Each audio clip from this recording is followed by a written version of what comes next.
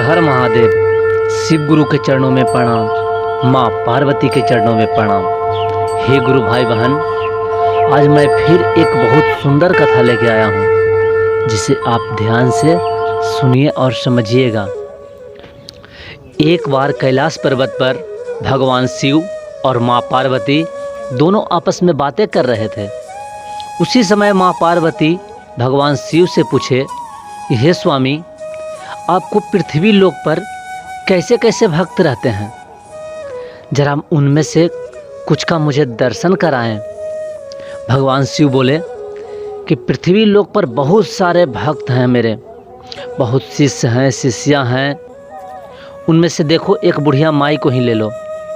देखो वो बुढ़िया माई एक झोपड़ी में है, वो निस्वार्थ भक्त करती है, उसे किसी चीज़ का लालच नहीं है, कोई लोभ माया नहीं है, वह तन मन से पूजा करती है। माँ पार्वती बोली कि हे स्वामी, यदि ऐसा बात है तो मैं उस बुढ़िया माई को परीक्षा लेना चाहता हूँ।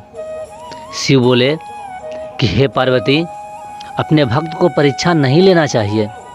लेकिन पार्वती जिद पे आ गई और बोली, हे स्वामी, मुझे परीक्षा लेने की आज्ञा दीजिए। शिव बोले कि ठीक है, यदि तुम जिद करती हो तो चलो, चलकर परीक्षा लेते हैं।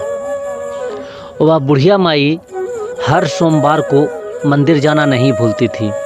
प्रतिदिन घर में वह शिव का पूजा करती थी, और जब आता था महाशिवरात्रि तो महाशिवरात्रि में तो और बहुत धूमधाम से वो पूजा करती थी। महाशिवरात्रि से एक दिन पहले माँ पार्वती और भगवान शिव दोनों एक सेठ और सेठानी के रूप में पृथ्वी लोक पर आए और पैदल चलकर बुढ़िया माई के द्वार पर पहुंच गए। बुढ़िया माई को आवाज़ दिए। बुढ़िया माई जब बाहर आई तो देखी कि एक सेठ और सेठानी द्वार पे हैं। भगवान शिव जो सेठ के रूप में थे वो बोले कि हे माई, मैं यहाँ कुछ दिन ठहरना चाहता हूँ, मैं बहुत दूर से हूँ, मुसाफिर हूँ। तो यह सुनकर बुढ़िया माई बोली कि हे सेठ जी, आप चाहो तो जितना दिन यहाँ रह लो, यहाँ किसी चीज़ का दिक्कत नहीं है। और हाँ, बहुत अच्छा समय पे आए हैं, कल महाशिवरात्रि का व्रत भी है, हम सब मिलकर महाशिवरात्रि का पूजा भी कर लेंगे। उसके बाद सब लोग घर में आए और रात भर वहीं खाना पीना खा करके सो गए। जब सुबह हुआ तो बुढ़िया माई बोली, हे बेटा, आप सब मिल करके स्नान कर लो और हम सब मिल करके चलेंगे शिवरात्रि में, भगवान शिव को आराधना करेंगे, पूजा करेंगे और फल चढ़ाएंगे। तो वो सेठानी बोली कि हे माई, आप नहा लो और जाकर पूजा करो, मैं तो वहाँ नहीं जाऊँगी। और हाँ, हमें तो इच्छा है कि आप भी वहाँ नहीं जाओ। आप जो फल में बैर लाई है, जितना बैर आप वहाँ पे चढ़ाएगी वो सब बैर मुझे दे दो। जितना बैर होगा उतना मैं सोना का मुद्रा दूंगी। तो बुढ़िया माई बोली, हे बेटी, यह फल मैं शिव के लिए लाई हूँ और इसे मैं किसी को नहीं दूंगी। मैं जब दूंगी तो शिव को ही, क्योंकि मैं उन्हें नाराज नहीं करना चाहती। यह सुनकर सेठ बोला कि सुनो माई, आप हर महाशिवरात्रि के दिन पूजा करती हो, लेकिन आपको क्या मिलता है? बैर फल वहाँ तो सब बहुत लोग चढ़ाते हैं, लेकिन उससे आपको क्या मिलेगा?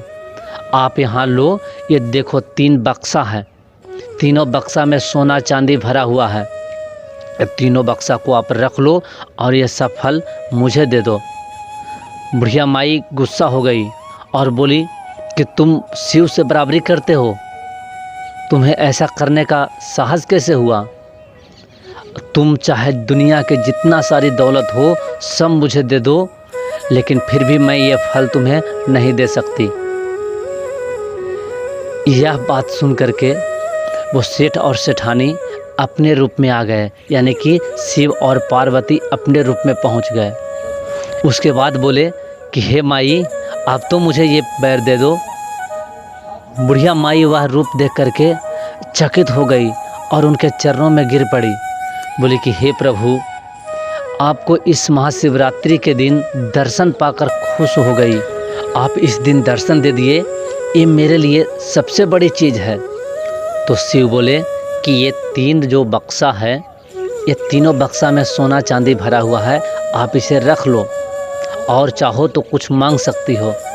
बुढ़िया माई बोली कि हे प्रभु, आपके दर्शन से बढ़कर कोई चीज़ नहीं है मेरे लिए, मैं तो आपके दर्शन से ही धन हो गई। तो माँ पार्वती को यह यकीन हो गया कि पृथ्वी लोक पर बहुत सारे भक्त हैं शिव के, जो निस्वार्थ पूजा करते हैं, उन्हें किसी तरह का लोभ नहीं है। उसके बाद भगवान शिव और माँ पार्वती वहाँ से अंतर्ध्यान हो गए। कैलाश पर जाने के बाद माँ पार्वती बोली कि आपका शिष्य बहुत महान है। उसके बाद यहाँ बुढ़िया माई हंसी खुशी से रहने लगी। तो गुरु भाई बहन, यदि यह कथा आपको अच्छा लगा होगा तो वीडियो को लाइक और चैनल को सब्सक्राइब जरूर कर दीजिएगा। हर हर महादेव।